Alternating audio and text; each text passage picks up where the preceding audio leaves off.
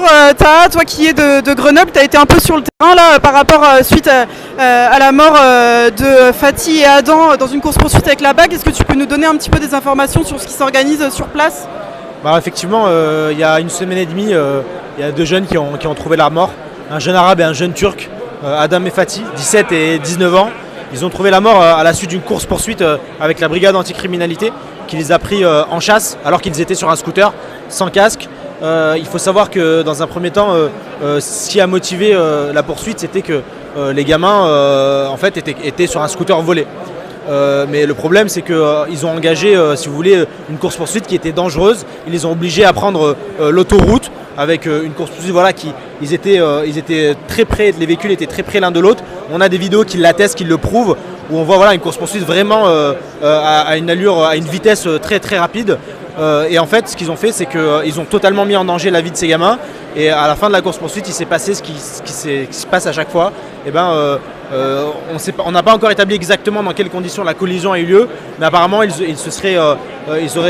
auraient frappé un autocar et auraient perdu la vie sur le coup. Il s'en est suivi plusieurs nuits de révolte urbaine dans les quartiers de Mistral et dans les quartiers aux alentours.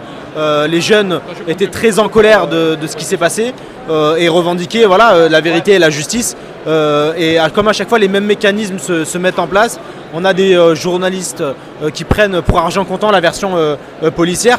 Il y a même les canards locaux qui, dans un premier temps, ce qu'ils ont fait, c'est qu'ils ont dit que c'était un accident sans même mentionner la présence du véhicule de police ou son implication dans le... Je veux dire, voilà, c'est comme un simple accident.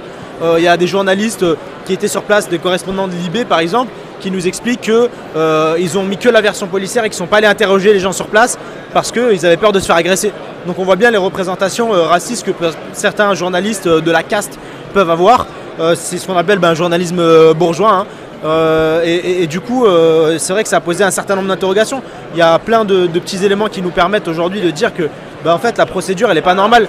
L'autocar dans lequel ils se sont percutés, très peu de temps après, les corps étaient encore au sol et pas ramassés par les pompiers, que le bus n'était plus là. Les policiers ont laissé partir le bus, le chauffeur du bus, sans qu'il soit auditionné, sans que la scène soit gelée.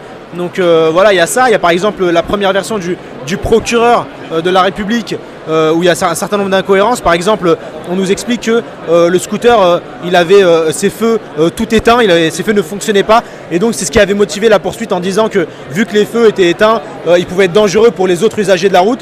Ce qui n'est pas le cas parce que sur les vidéos qu'on a pu voir après le communiqué du procureur, on voit bien que les feux sont en état de fonctionner. Et c'est très surprenant de voir que le procureur communique des informations qui sont fausses dans son communiqué officiel. Donc il y a un certain nombre d'interrogations qui suscitent aujourd'hui de la méfiance vis-à-vis de la version policière. Il y a une arrogance en tout cas de l'institution policière, de l'institution aussi des élus, de la part de l'État qui n'ont pas eu un seul mot en fait pour les familles. On a un ministre de l'Intérieur, Castaner, qui a deux gamins qui meurent dans une opération de police. Quoi qu'on en dise, l'opération de police était un échec. Il n'a pas eu un seul mot pour ces gamins. Castaner n'a pas eu un seul mot pour ces gamins. On voit bien qu'aujourd'hui, si vous voulez, la vie de ces gamins, la vie de ces jeunes de quartier, en fait, elle vaut rien. Il y a eu ces révoltes urbaines et pendant ces révoltes, un gamin de 16 ans qui s'est pris un coup de flashball dans l'œil et qui a perdu son œil. On n'en a pas parlé, tu vois. On aurait été dans une manif gilet jaune, on en aurait parlé malheureusement, tu vois. Dans les quartiers, quand un gamin perd son œil à cause d'un tir de flashball, on s'en fout.